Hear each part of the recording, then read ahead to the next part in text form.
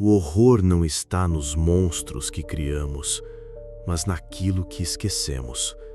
Essa história vai te fazer olhar 2 vezes para qualquer estrada deserta. Fique até o final desta história e tente entender o que realmente aconteceu naquela vila esquecida pelo tempo. Em 1971, uma estrada rural no interior de Minas foi bloqueada pelas autoridades após um caso inexplicável que nunca foi oficialmente divulgado.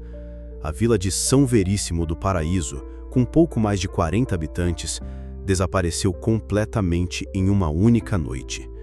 Casas intactas, animais mortos, silêncio absoluto. O evento foi tratado como uma evacuação de emergência devido a um deslizamento de terra. Mas nenhuma prova de deslizamento foi encontrada. Nenhum sobrevivente foi localizado. Nenhuma testemunha direta permaneceu viva tempo suficiente para contar o que aconteceu.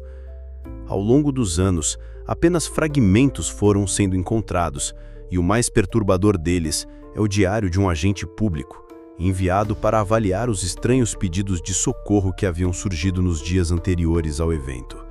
O nome dele era Maurício Ramírez, funcionário da Secretaria de Transportes. Segundo o que foi resgatado em suas anotações, o primeiro chamado para visitar a vila chegou em 3 de abril. O motivo era inusitado. Uma denúncia anônima afirmava que a população da vila estava em surto coletivo, relatando visões, sons e desaparecimentos de animais. A ligação foi registrada às 2h17 da madrugada e cortada abruptamente. Nenhuma nova comunicação foi possível depois disso. No dia 5 de abril, Maurício partiu de Belo Horizonte em um jipe do governo, levando um rádio de longo alcance e um gravador portátil.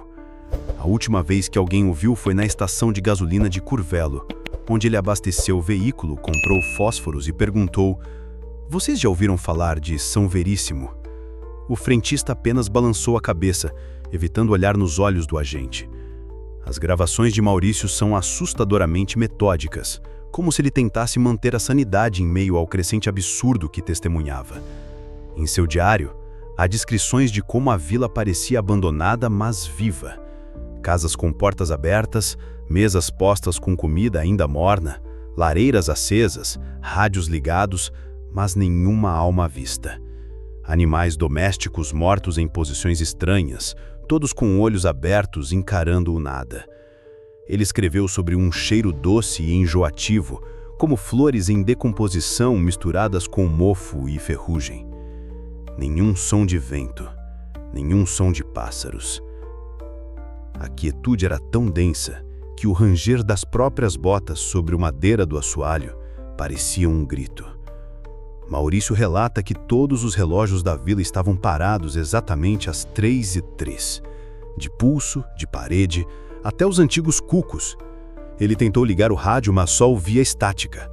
À noite, dormindo dentro do jipe, ele acordou com o som de crianças correndo pela rua, mas quando abriu os olhos, só havia sombras se arrastando pelas paredes. No dia seguinte, encontrou símbolos riscados na terra, ao lado da escola. Círculos sobrepostos, letras que não pertenciam a nenhum alfabeto conhecido, e pegadas descalças que começavam do nada e terminavam na parede da prefeitura. Na mesma parede, havia algo escrito com carvão: "Ela se lembra de quem esquece."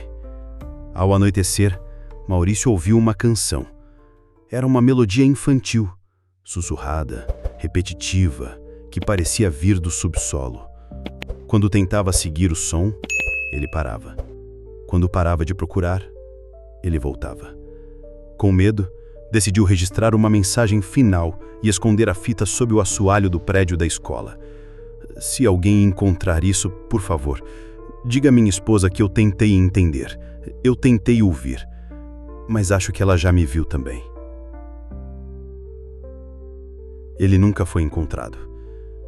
2 semanas depois, a vila foi cercada por militares. Um laudo foi liberado à imprensa, alegando que um deslizamento de terra havia soterrado toda a região. O problema é que as fotos aéreas mostram casas ainda em pé, árvores intactas e trilhas visíveis. O laudo foi desmentido por geólogos, mas logo o caso foi abafado e os registros desapareceram dos arquivos públicos. Durante os anos seguintes, surgiram relatos de exploradores tentando encontrar São Veríssimo do Paraíso. Nenhum conseguiu. Em vez disso, todos dizem que a estrada some em um campo plano e seco, onde a bússola gira sem parar e o GPS trava. Em 2012, um grupo de jovens do interior de Minas decidiu investigar a região com câmeras noturnas. Apenas um voltou. O que ele contou foi incoerente, entre soluços e tremores. Disse que viu casas brancas, uma mulher numa varanda sussurrando, "A hora está chegando", e ouviu um relógio bater 3 vezes antes de tudo escurecer. Seus amigos não foram encontrados. Ele passou a dormir durante o dia e desenvolver ataques de pânico sempre que via um relógio digital marcando 03 e 3. Tentou o suicídio 2 meses depois, deixando uma única frase escrita na parede do quarto. Ela ainda está lá. O mais aterrorizante, porém, é que sonhos com a vila começaram a se espalhar entre pessoas que jamais ouviram a história. Pessoas de estados diferentes relatam, em grupos de discussão online, o mesmo cenário: uma estrada poeirenta, uma cerca velha, uma vila branca e uma canção infantil sendo cantada por uma voz feminina. Todos acordam exatamente às 3h03 da madrugada. Alguns desenvolvem fobia de espelhos, outros param de falar. Um chegou a rasgar todas as fotos da infância dizendo: "Ela está nos fundos de todas elas, se você olhar direito." Hoje, São Veríssimo do Paraíso não existe em nenhum mapa oficial, mas se você digitar seu nome completo no Google em determinados horários da madrugada, pode encontrar uma imagem pixelada de uma vila com casas antigas e uma torre com um sino enferrujado. Essa imagem desaparece após alguns minutos, e quem tenta baixá-la recebe uma mensagem de erro: arquivo corrompido. As autoridades nunca reconheceram o desaparecimento da vila. Não existem famílias registradas no cartório com sobrenomes da região.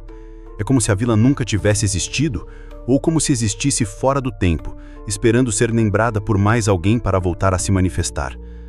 Alguns acreditam que São Veríssimo é um ponto de ruptura entre realidades, uma falha na malha do mundo que, de tempos em tempos, se abre para coletar os que ousam lembrar. Outros acham que tudo isso é uma construção coletiva, uma histeria gerada por histórias de internet.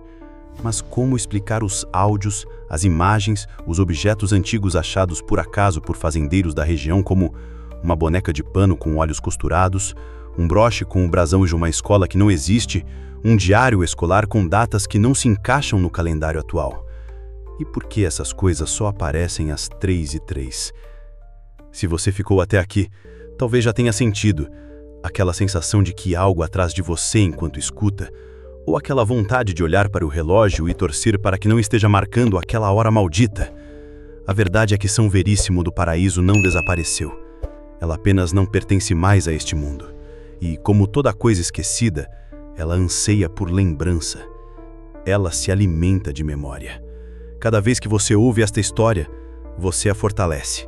E talvez um dia, quando você estiver dirigindo sozinho por uma estrada qualquer, a neblina baixar, o sinal do celular cair e no fundo você ver uma torre com um sino enferrujado. Você não vai se lembrar do nome imediatamente, mas quando o relógio marcar 3h03, você vai ouvir uma canção. E então será tarde demais.